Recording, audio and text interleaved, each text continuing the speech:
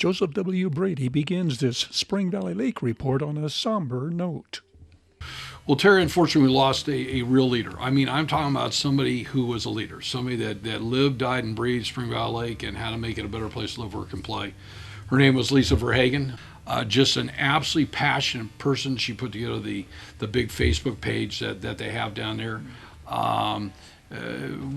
Just a lady who had strong convictions about trying to better Spring Valley Lake. Her husband Dennis, just a wonderful, wonderful guy.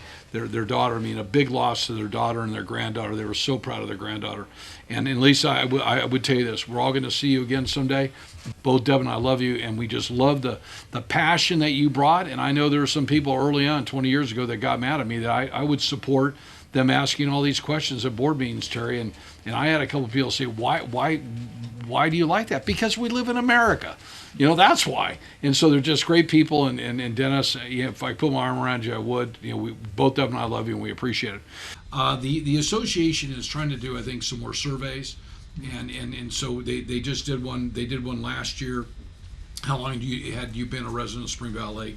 They only got 207 responses. I would suggest this to Alfred and your board.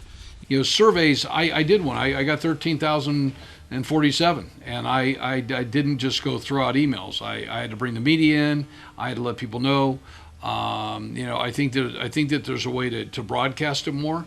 I don't look at every email that comes out. I may not look at the breeze all the time, but I think if they really want to do a survey that you break Spring Valley Lake up 4,215 lots, we're 95% built out, and you say to the board, we got a great board, go knock on the doors, tape something, say the survey is going to come, do it in the mail. We supposedly know how many renters that we got, but 207 out of 4,215 is not good. But I will say this, I applaud them for trying to do it. And when we did the High Desert Survey, I was told by Cal State I wouldn't get more than 2,000. So I did a lunch. I brought the media in. So that's how I think what I'm saying to the board is think outside the box.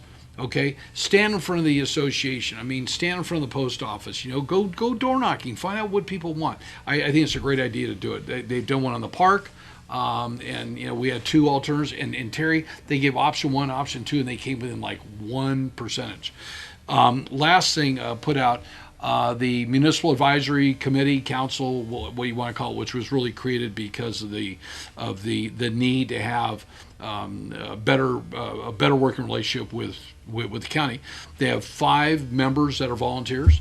Bill Walters is the chairman, a really good guy. He's a major volunteer. I mean, the guy just gives his heart and soul out, and he's also involved in public safety, which we go back and forth. Recently, the MAC reached out to Victor Valley College and talked to them about the archway as you go down Spring Valley Lake Parkway to see if they want to have it. Unfortunately, the college doesn't have money for something like that. I mean, every dollar that we get is allocated.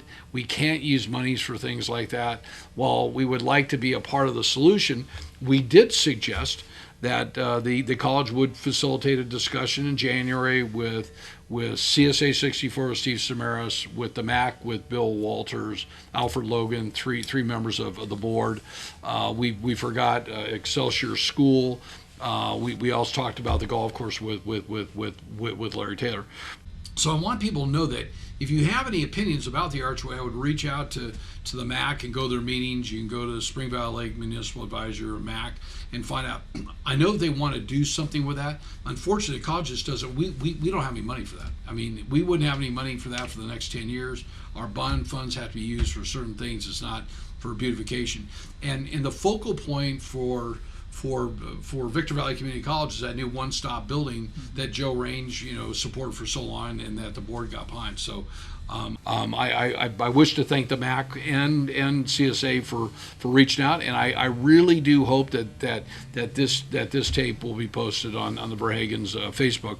That people, that if you really have a strong feeling about the Archway, that you get a hold of the MAC or contact CSA 64 or contact Bill Walters, and I'm sure that something will come from that dialogue.